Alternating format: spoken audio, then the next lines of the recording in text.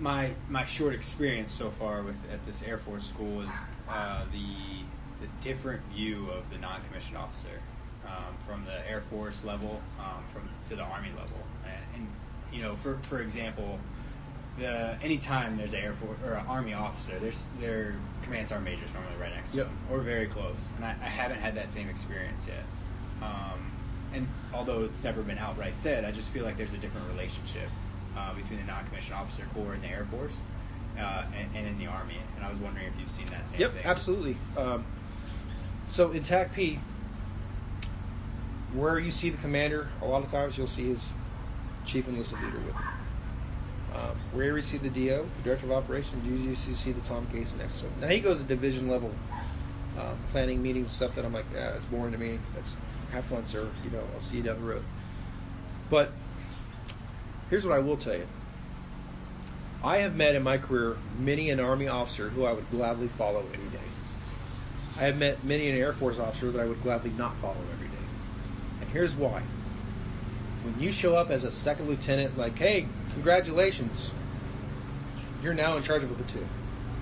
Right? So you're a 22-year-old, 24-year-old second lieutenant, and you got 40 to 50 dudes in a full platoon that you're responsible for. Hey, congratulations, second lieutenant officer dude. You're going to spend the next 2 years learning to fly an airplane. And when you do learn to fly that airplane, this is the majority of the Air Force, your interaction with your enlisted is a high five as you high five your freaking flight, your crew chief as you get in your jet. And the maintenance section and the ops section are two different squadrons. And you guys don't even do this. You say it's broke, they order parts, and they fix it, and then you high five them again. And then these guys are taken out of the cockpit, and they're thrust into leadership roles like a squadron commander in a TACP unit, which is predominantly enlisted dudes. And it's just like deer in the headlights look, because they've been a flight commander or a flight. They've been in charge of a flight, but it's been in charge of a flight of essentially guys that are a year plus behind them. You know what I mean? There's no interaction with the enlisted force. But at the end of the day, I like to also, so that's a significant difference. Now, granted, shockingly, I've referred to Jennifer Fujimoto a handful of times. She's an F-15E pilot. She had no enlisted exposure, essentially. But by God, did she get it? She's a damn fine leader. You know, she's one of the few officers in the Air Force I would follow the ends of the earth. Again, like I said, there's a lot of Army officers, and the difference is I've deployed. I've been on the X with a lot of these Army officers.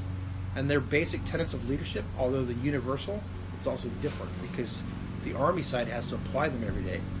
The Air Force has to apply them every day too, but in a different capacity.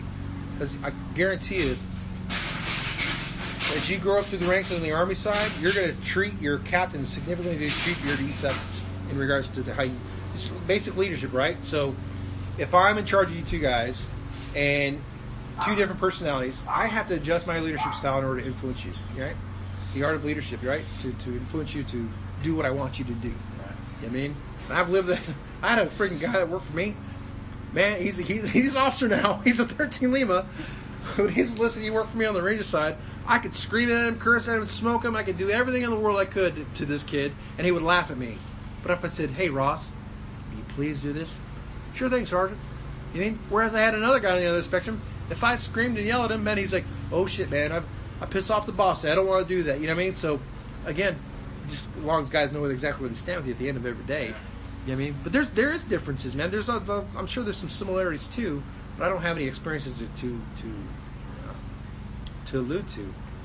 But that's what we struggle with TACP right now. Airman so-and-so comes out of tech school. Lieutenant so-and-so comes out. Well, actually, Lieutenant so-and-so graduates ROTC, gets his commission.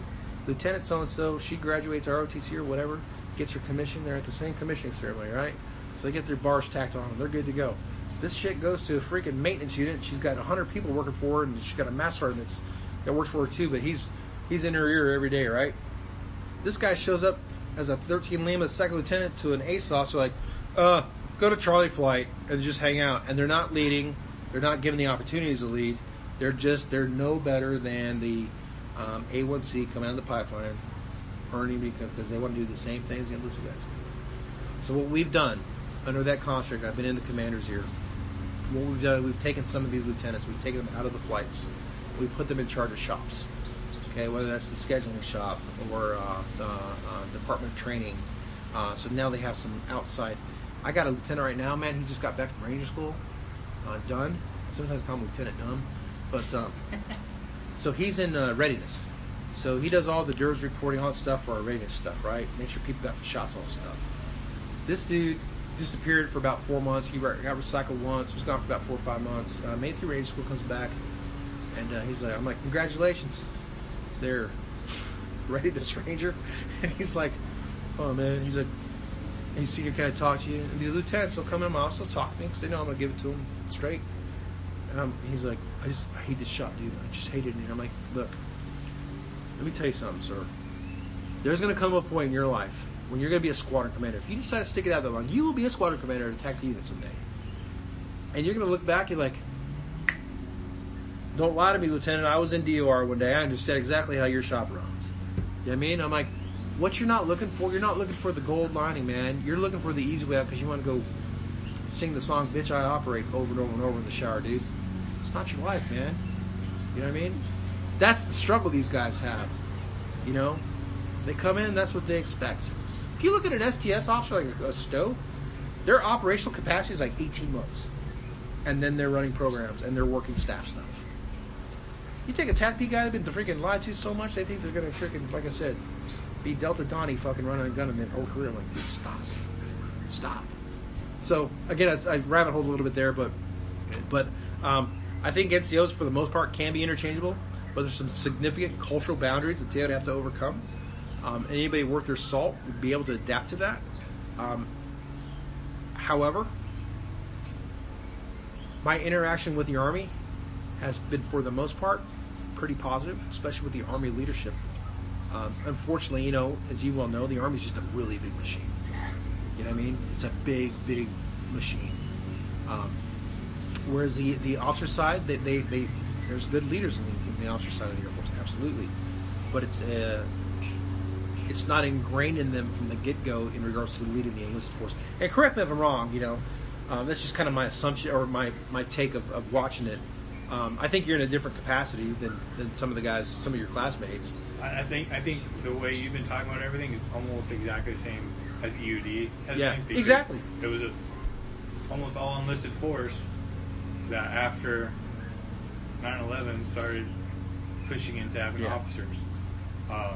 So with that in mind, you talked about having your leaders, your officers being from the rated community, so and mostly doing operations, so a pilot of some sort or airbound manager.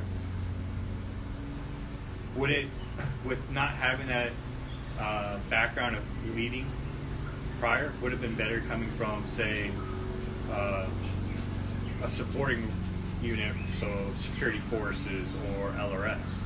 Oh God, I don't want anything to do with LRS. They keep fucking up my accounts. Well, the thing is, even the rated officers coming in, like, again, I'll refer to my current commander, Andy Ladd, and Jennifer Fleet, two stellar commanders, James Fairchild. They're good leaders, but I think they learned it a little bit later in life than they did, like, Second Lieutenant Robbie Johnson, you know, coming out of whatever commissioning source he had. Security forces, that's a weird animal, you know, because they are structured. They're structured a lot like an Army fire team, and they have a lot of the. They're kind of like TACP in the sense that they have their own identity, like TACP has their own identity, but they also want the wow factor of heritage that comes from a different branch of service, where they stem from. Because at the end of the day, the Air Force is the youngest branch of service, and we owe all of our roots to the Army. And a lot of our heritage, a lot of our heritage, outside of, you know, guys like Curtis LeMay and old school dudes like that, wow, that shit's just made up on the fly. You know, because we're such a young branch compared to, you know, the other branches of service. But I don't think that officer leadership from the rated community to